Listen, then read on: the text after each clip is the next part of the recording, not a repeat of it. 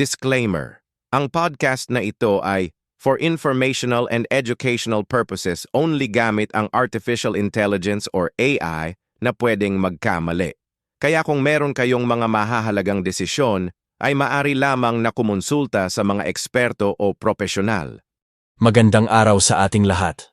Ngayong araw ng September 21, 2025, libu-libong mamamayang Pilipino ang magsasama-sama sa ating mga lansangan upang ipahayag ang kanilang matinding pagkadismaya sa lumalalang problema ng korupsyon sa ating bansa.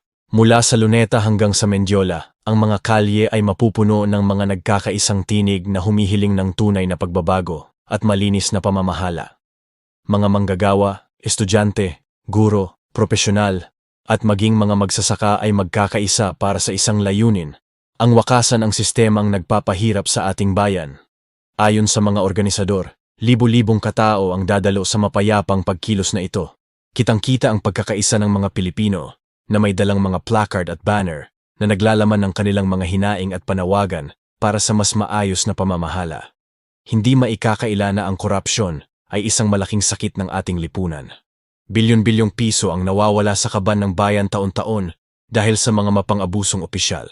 Pera itong dapat sana ay napupunta sa mga paaralan, ospital, at iba pang mahahalagang serbisyo para sa ating mga kababayan.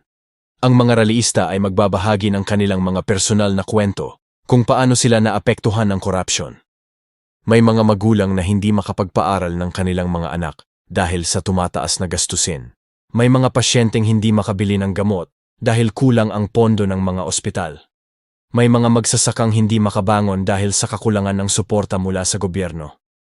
Ngunit sa kabila ng mga hamon, ang diwa ng pagkakaisa at pag-asa ay nananatiling buhay sa puso ng bawat Pilipino.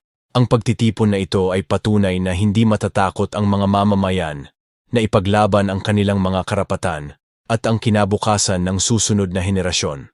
Ang mga leader ng iba't ibang sektor ay magbibigay ng kanilang mga talumpati na magbibigay diin sa kahalagahan ng transparency at accountability sa gobyerno.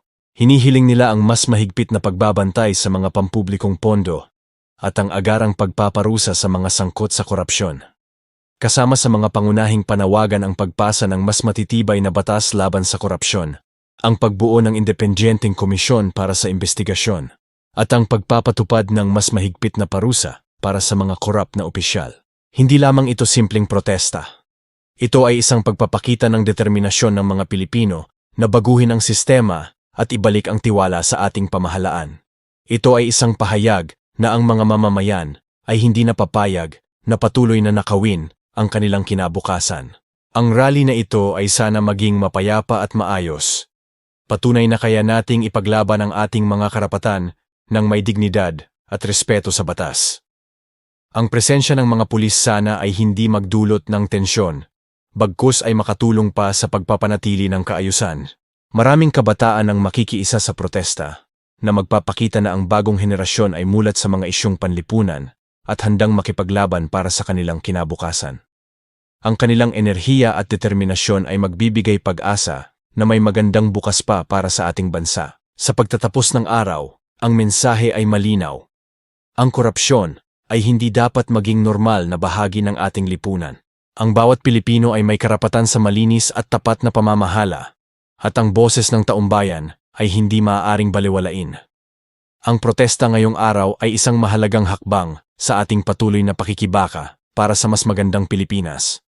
Ngunit hindi ito dapat matapos dito. Ang bawat isa sa atin ay may responsibilidad na magbantay, magsalita, at kumilos para sa ikabubuti ng ating bayan. Maraming salamat sa inyong pakikinig. Kung gusto ninyong manatiling updated sa mga ganitong mahahalagang balita at usaping panlipunan, huwag kalimutang mag-subscribe sa aming channel at i-click ang notification bell. Magkita-kita tayo sa susunod na video. Mabuhay ang Pilipinas!